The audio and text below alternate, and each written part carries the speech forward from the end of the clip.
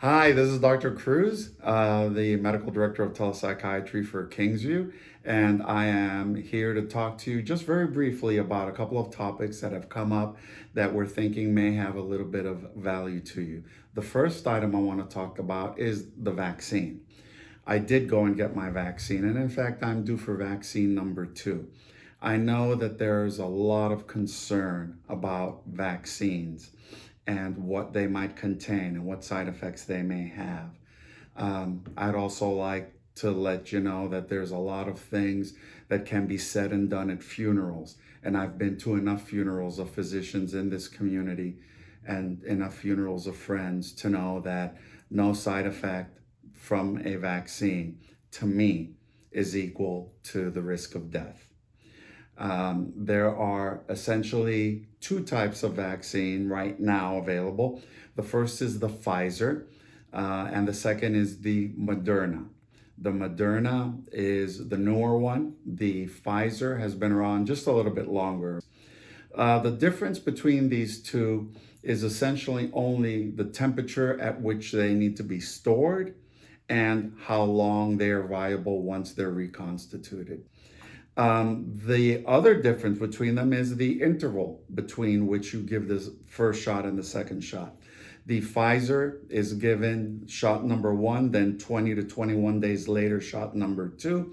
Whereas with the Moderna vaccine, we're talking about shot number 1 and then 28 to 30 days later, injection number 2. It is imperative to get that second shot because the first shot in both of the vaccines will only confer about 50% immunity. 50% immunity doesn't mean that you're half able to fight the illness. 50% immunity means that only half of the people will achieve immunity with it, and the other half won't have any immunity whatsoever. You don't want that.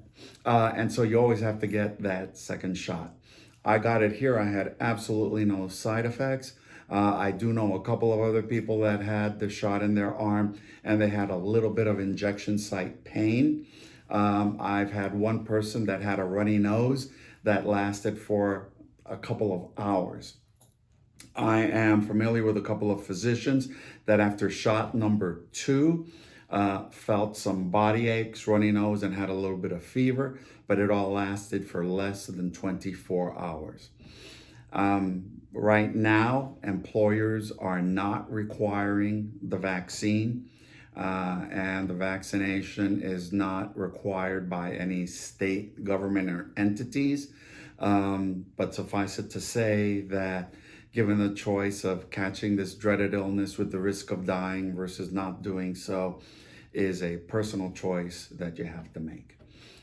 In particular, now that we're having new strains, it is important to recognize that a different strain doesn't mean that it's a different virus. It means that it's a modified form of the virus that has some different qualities.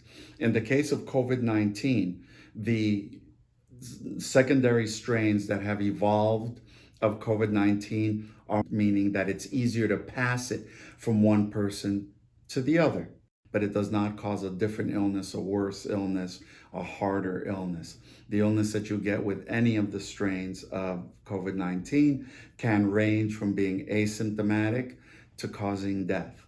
And consequently, we have to be very mindful right now of the protective factors that we have to engage in. Wearing a mask, which I have my mask right over there, and I want to put her on as soon as I'm done. Washing your hands, cleaning all the surfaces that you can, disinfecting before you go into your home, and actually disinfecting when you're leaving your home in the event that someone there is sick. Avoiding high-risk activities such as shopping, staying in hotels, traveling to places, making contact with people that you do not know. All of those are going to be the mainstay of keeping ourselves safe. The vaccine, if you choose to have it, will dramatically increase your ability to stave off the illness and remain healthy. And whichever type you take is going to be of value to you. And then finally recognizing that the strains that are evolving are more virulent, and so we have to be ever more cautious. If there's any questions, you can pop me an email. As always, my admonition is don't make it a personal email in terms of Dr. Cruz, my sister's cousin's friend did this, that, or the other.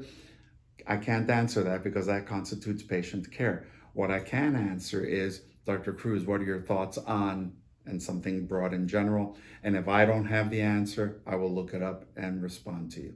Thank you very much, and stay healthy.